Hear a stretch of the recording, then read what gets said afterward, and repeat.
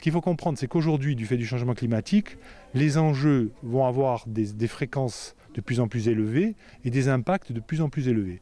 Et sur ces deux axes, à terme, on ne peut pas faire grand-chose.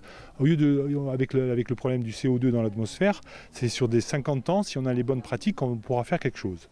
Donc là, on ne peut rien faire, on ne peut que subir. Ensuite, sur les enjeux, deux axes, j'ai dit. La quantité, l'importance des enjeux, le nombre des enjeux et leur vulnérabilité. Le nombre des enjeux, en Corse, ne fait qu'augmenter, c'est-à-dire qu'on construit de plus en plus, le périurbain se développe, il y a de plus en plus de monde, l'été on reçoit de plus en plus de monde, donc ça veut dire qu'en termes d'importance des enjeux, ils ne font qu'augmenter. Troisième axe, et quatrième axe en fait, c'est la vulnérabilité de ces enjeux. Et là, c'est l'endroit où on peut faire quelque chose. Et une chose qui est fondamentale, qui est à la base, c'est la diffusion de l'alerte. C'est informer les personnes, c'est les alerter en cas de survenue de... On a vu dernièrement, il y avait une problématique de poussière qui venait du Sahara, donc de pollution atmosphérique. En fait, ce qui se passe, c'est que la préfecture informe les maires, et ensuite ce sont les maires qui doivent informer leur population.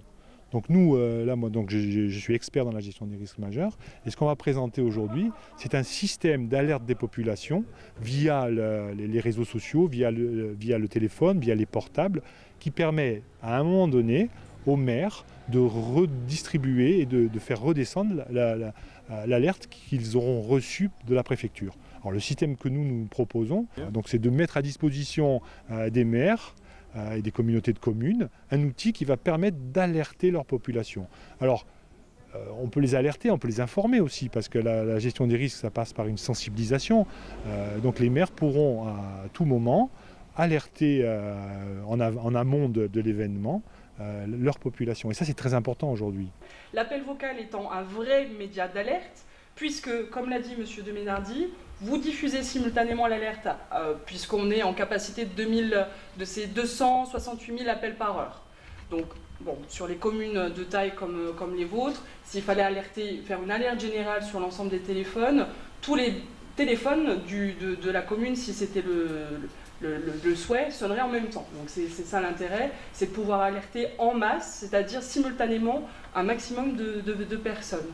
Alors la réunion d'aujourd'hui consiste à faire l'inventaire des besoins auprès des communes, les besoins en matière d'outils et d'ouvrages DFCI, de défense et prévention incendie. Jusqu'ici, on exerçait la compétence au sein d'un syndicat. Ce syndicat a été dissous, la compétence a été transférée à la communauté de communes et là, je l'exerce au niveau de la communauté de communes. Donc c'est la réunion qui consiste à faire l'inventaire des besoins auprès des maires, un besoin de bornes incendie, pistes DFCI. Voilà, nous devons nous engager dans cette démarche parce que les besoins sont importants et que le feu malheureusement il est aux portes souvent, trop souvent, et que nous devons faire de la prévention. De la défense et de la prévention. Ce n'est pas de la lutte. La lutte appartient aux soldats du feu.